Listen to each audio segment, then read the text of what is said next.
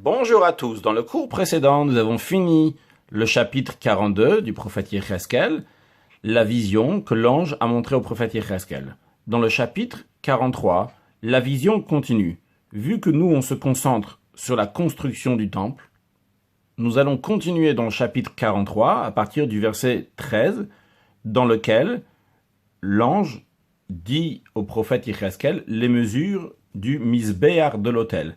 Nous avons déjà appris dans le chapitre 40, verset 47, Mem Zayin, il y avait écrit donc là-bas qu'il a mesuré la cour, et le misbéar, l'autel, se trouvait l'ifne abayit, devant la maison, qui veut dire devant le oulam, le heichal, le saint des saints, donc il se trouvait à cet endroit-là. Ce qu'on va voir aujourd'hui, c'est les mesures du misbéar de l'autel, aussi bien les mesures en hauteur, aussi bien les mesures en largeur. Pour cela, tout d'abord, on va se servir des images qu'il y a sur l'autel du deuxième temple, qui n'est pas exactement le même en ce qui concerne les hauteurs. Sur les largeurs, il sera le même, mais sur les hauteurs, il n'est pas exactement le même. Mais pour illustrer plus facilement ce que nous allons voir aujourd'hui. Ici, nous avons une image qui a été faite par le Rambam lui-même, donc comment construire l'autel du deuxième temple. On a la première partie, celle du bas, donc qui s'appelle le Yesod, la fondation, donc qui est une longueur de 32, ce qui sera aussi la même chose pour le troisième temple. Puis on a le Sovev, qui a une longueur de 30 coudées, ce qui sera aussi pour le troisième temple. Puis après, au-dessus, nous avons la Maharacha, l'endroit où on va mettre le feu après au-dessus, bien qu'on verra qu'au-dessus, finalement, il n'y a plus 28 coudées. Ici, on dit il y a 28 coudées, bien que ici, on dit, il y a écrit, le Rambam écrit 24, tout simplement, parce qu'on va voir qu'il y a le Keren, Kranot au pluriel, qui est donc les coins du Misbéar, qui fait une coudée. Il y a encore une coudée qui est pour que les Kohanim puissent tourner autour de l'autel. Donc, on enlève de 28 que nous avons ici, donc Esrim Veshwana qu'on a ici, on enlève une et une de ce côté-là, il nous restera 24. Quand vous avez remarqué, à chaque fois ici, on monte, ça rentre. Là, ça rentre une coudée, donc là, ça rentre une coudée. Ce qui fait que, à place de 32 qu'on avait avant, maintenant, il va rester 30. Ici, ça monte d'une coudée, ici, ça monte d'une coudée, ce qui fait qu'ici, on va avoir 28. Donc ça, c'est en ce qui concerne ce que j'ai appelé la longueur, si quelqu'un va appeler ça la largeur, en tous les cas, donc c'est ce qu'on appelle donc la longueur du misbéar. En ce qui concerne les hauteurs, alors dans le deuxième temple, on va voir aussi, dans le troisième temple, pardon, on va voir aussi le même principe des trois parties. Donc il y a le Yesod, après il y a le Sovev, et après il y a l'endroit de la Maharacha. Juste comme on verra, les mesures ne sont pas les mêmes. Et c'est ce que j'appellerais donc sur l'épaisseur, on veut dire la hauteur donc de chacun du Yesod, et sur celle du Sovev, et celle du Mekom Amaracha, comme on verra dans la suite, qui ne sont pas exactement donc les mêmes tailles en hauteur, et ce qui fait d'ailleurs qu'au final, chacun d'eux n'est pas le même. Le Yesod n'est pas le même, le Sovev n'est pas le même, le Mekom Amaracha n'est pas le même. Et en plus de ça, ce qui donnera au final non pas une hauteur de 10 coudées, mais ça donnera une hauteur de 11 coudées, comme nous allons l'expliquer dans quelques instants. Mais avant cela, voyons aussi le misbéar du haut, ça pourra aider. Nous avons ici, donc, du haut, on a le Yesod. Donc, on peut voir le Yesod, il fait 32. Puis après, nous avons le Sovev, donc il fait 30. Puis après, on a l'endroit Mekom Amaracha, donc cet endroit, donc ce carré qui est, ça c'est tout ce qu'on de là jusqu'à là, c'est ce que nous voyons là-haut, donc des coins noirs ici jusqu'à un coin noir ici, ce qu'il y a là-haut, donc ça fait 28, en tout, donc 28 sur 28. Vu comme on a dit, on enlève le coin et on enlève l'endroit que les Kohanim marchaient, comme on peut voir ici, donc l'endroit que les Kohanim marchaient, eh bien, ça fait, donc on enlève une coudée et une coudée, il nous restera ici que 24 coudées, non plus 28. Donc c'est le même principe que nous avons vu avant, juste donc, vu du haut. On voit encore ici la même chose qu'on a vu avant. Donc en bas, le Yesod, 32, puis après 30, après 28, et là-haut, 24, comme on l'a déjà vu avant dans cette image. Sur le côté sud, nous avons la rampe qui fait monter au Misbéar, sur le... Comme on peut le voir aussi ici, aussi là. Encore une chose avant de discuter de notre autel, notre misbéach. Le misbéach sur lequel on amenait les sacrifices.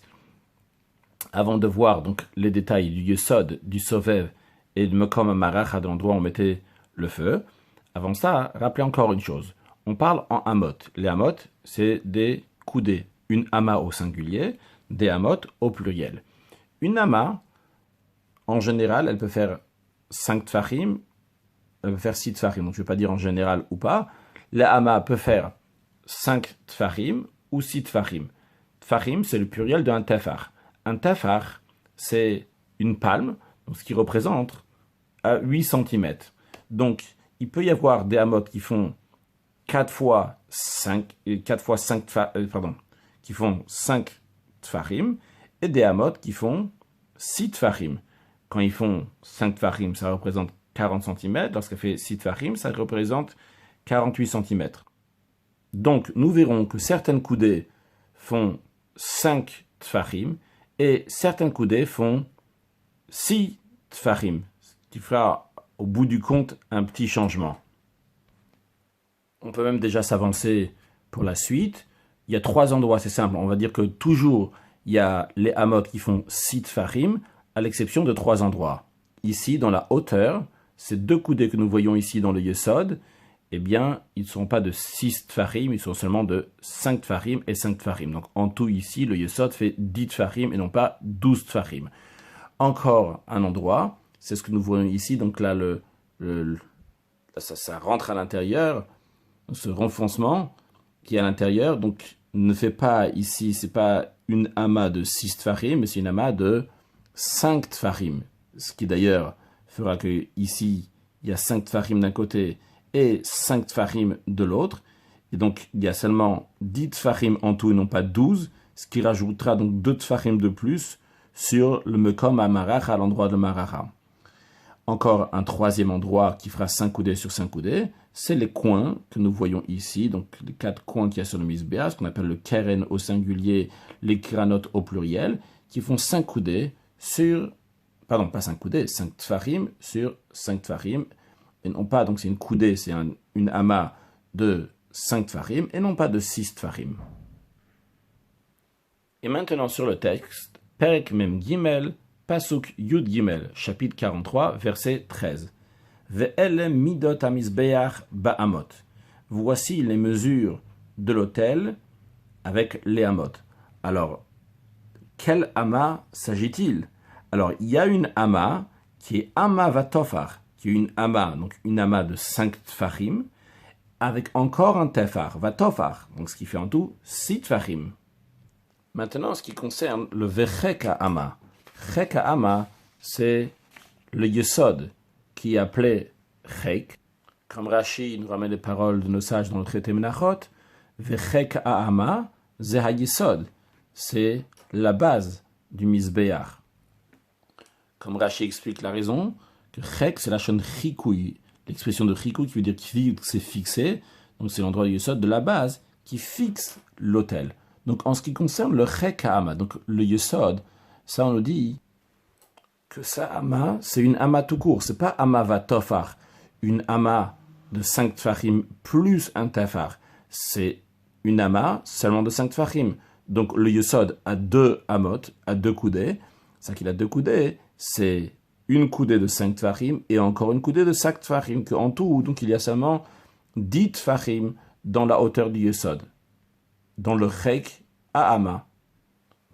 Ve'ama rochav, de même le rochav, la largeur. C'est-à-dire, ici, lorsque rentre le sauveur, après lorsqu'il va rentrer ici, il y a seulement une ama, pas une ama vatefar, pas une ama qui fait donc 6 tfachim, mais une ama qui fait seulement 5 tfachim qui est ici. Et le troisième endroit où la ama, elle fait seulement 5 tfachim et non pas 6 tfachim, c'est au gvula, c'est aux extrémités, c'est-à-dire donc, il s'agit du keren du misbéach, du coin du misbéach, qui se trouve, cette extrémité se trouve, el sefata se trouve donc sur le rebord du misbéach, saviv, donc autour c'est dans les 4 coins du misbéach, zereta echad, il est une zeret. Une zeret, c'est un empan c'est la moitié d'une coudée. Alors, quand on dit ici, c'est une zeret, on a dit que ça fait une ama, une coudée. Pourquoi on dit que c'est une zeret, c'est un empan? Parce qu'il s'agit ici, quand tu prends le coin et tu commences à mesurer à partir du milieu, ici, de cet endroit-là, tu as une zeret à droite, une zeret à gauche, un empan à droite, un empan à gauche, ce qui fait en tout une ama. Donc, ce qu'on dit ici que c'est un zeret, c'est justement, donc tu vas prendre la partie du milieu, zeret, zeret, donc ça va faire une ama. Et comme nous avons dit, donc c'est le troisième endroit que c'est une ama qui fait 5 tfarim, et non pas une ama de 6 tfarim. De même, il y a un autre endroit, donc qui ne concerne pas ici le misbeach achitzon, le misbeach extérieur sur lequel on amène les sacrifices, donc ce misbeach-là duquel on parle. Donc cet endroit, ce misbeach-là, il y a uniquement 3 endroits dans lesquels on fait des mesures avec une ama qui a 5 tfarim et non pas 6 tfarim. Mais il y a encore un autre endroit, vezegav à misbeach, il en est de même aussi pour la surface du misbeach de l'autel. Mais attention, ici on ne parle pas de l'autel extérieur sur lequel on offre les sacrifices, mais ici il s'agit de ce qu'on appelle l'autel intérieur, le misbeach apnimi, sur lequel on offre des encens. Que cet autel intérieur, son gave, sa surface dessus, fait aussi une ama sur une ama. Quelle sorte de ama? Une ama de 5 coudées, et non pas une ama de 6 coudées. Pasuk Yud Dalet, verset 14. Umechek haaretz. Puis le chek, comme on a déjà dit, donc le chek c'est le yesod, donc depuis le parterre. Le chek, donc ce qui est le yesod, si ça peut aider, ces deux images-là sont exactement la même chose. Ce qu'on a vu ici, yesod, juste ici, il y a écrit le chek. Après, on va parler ici du Hazara Atartona et Hazara Aktana. Donc c'est justement cette entrée, ça s'appelle pas une entrée, mais on devait dire ce morceau-là qui rentre là de ce côté-là, s'appelle la Hazara Aktana. Shtaim Amot, nous avons 2 coudées, comme on a déjà dit que ces 2 coudées-là sont 2 coudées de 5 tfarim, donc en tout de 10 tfarim. Puis, Verochav Ama Echat, et après, donc une fois qu'on a monté de 2 amot, de 2 coudées, ça rentre ici, ce qu'on voit ici, là, sur lequel il y a écrit Hazara Aktana, ça c'est une coudée. Puis après, Ume Hazara Aktana ad Hazara Agdola, depuis la petite Hazara, donc ce petit rebord ici, jusqu'à la grande Hazara, donc il fait référence à celle qui est au-dessus. Donc combien il y a pour cet endroit-là qui s'appelle le Sovev? Eh bien, Arba Amot, il y a 4 coudées. Ce qu'on voit aussi ici, il y avait 2 coudées, une entrée de 1, puis une hauteur de 4 coudées pour le Sovev. Verochav Ama, et après ici, nous avons la largeur d'une ama, d'une coudée, et comme on a déjà vu dans le verset précédent, que cette coudée-là n'était pas une coudée de 6 tfarim, mais une coudée de 5 tfarim. Pasuk Tedvav, verset 15, Vea Harel, donc c'est cet endroit-là, donc une fois qu'on a passé le Sovev, on passe ici ce qu'on appelle le Mekom Amarara, ici c'est appelé donc le Harel, c'est 4 coudées, ou Me'ariel, ou le Mala du Ariel, donc que ce soit le Harel, donc que ce soit le Ariel, ça fait référence à un lion. Donc lion ici, qui est pour la forme de feu qui descendait du ciel, qui se mettait sur le misbéach, sur l'autel. Donc c'est le détail, c'est juste pour expliquer le Harel, le Ariel, ou le Mala, donc, et au-dessus de ça. Donc il y avait à Kranot Arba, il y avait les 4 coins que nous pouvons voir ici. Pasuk Tet Zain, verset 16. Ve'a Ariel shtem esre orer. L'autel lui-même, donc le Mekom Amaracha, faisait 12 de longueur. Qu'est-ce Bishtem Esrerochav sur 12 de largeur. Qu'est-ce que ça veut dire 12? On a déjà vu qu'il y avait 24 ici. La raison elle est parce que quand tu prends du milieu, il y a 12 à droite, 12 à gauche. Même du centre, 12 et 12. Ravoua, il était carré. Ici, l'explication de carré, c'est-à-dire qu'il est partagé en reva, il y a plusieurs carrés de quart. Un quart ici, un quart là, un quart là, un quart là, puisque Ravoua et là-bas, Revav, a ces 4 côtés. Donc ici, si tu veux perdre du centre, tu vas avoir ici 12, 12, 12, 12, comme ça, donc de chaque côté, qui va te faire des carrés de 12. Yudzain, Vea Hazara.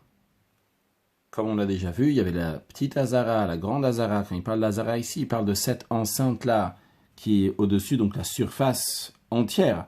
Pas seulement les 24 coudées qu'il y a ici, donc les 12 et les 12, mais aussi, on va être de là jusqu'à là. Comme il est écrit ici, vous voyez, qui est Azara, la flèche elle va de là à là. Arba es horaire, c'est 14 de longueur, Arba es rochav, à 14 de largeur, et l'arba de pour ces 4 coins qu'on a vu avant. Donc il faut se mettre au centre. Et ici, tu as de là à là, tu as 14, de là à là, tu as 14. Et comme ça, ainsi, 14, donc de chaque côté. Vehagvul saviv ota chatzia ama. Et l'extrémité qui est autour, donc il s'agit ici des coins du keren, qui est un autre pluriel, des coins qu'il y a sur le misbéach, font une demi-ama. Encore une fois, quand on dit une demi-ama, il faut que tu comptes la demi-ama, tu te mets au milieu ici, une demi-ama là, ça te fait en tout une ama, une coudée. Vachek la ama saviv. Le chek, donc c'est le yesod, que nous voyons ici, l'entrée du yesod. Donc la zaraktana, elle faisait une ama, elle allait autour. Umalote ou pnot kadim. Et pour monter donc pour manière à pouvoir tourner à l'est. Comme nous voyons ici, il y avait sur le sud du misbéach, il y a la rampe du misbéach, le kavesh, de manière que lorsque la personne elle va monter sur le misbéach, vu que tout pinot chatapone loyu elayimin, quand on tourne, ça va toujours être à droite. Donc ici, lorsqu'il va tourner, il va tourner donc de ce côté-là. En se mettant de ce côté-là, il se met du côté est. Donc voilà, on a appris le futur misbéach dans le 3e temple. Que Dieu fasse que très prochainement on puisse tous aller ensemble à Yerushalayim Ira Kodesh avec mon Mashiach à notre tête et amener un korban toda, un sacrifice de remerciement pour remercier Hachem al geulateinu val bdud nafshenu, pour notre délivrance, pour la délivrance de notre âme avec la venue de Mashiach now. Excellente journée.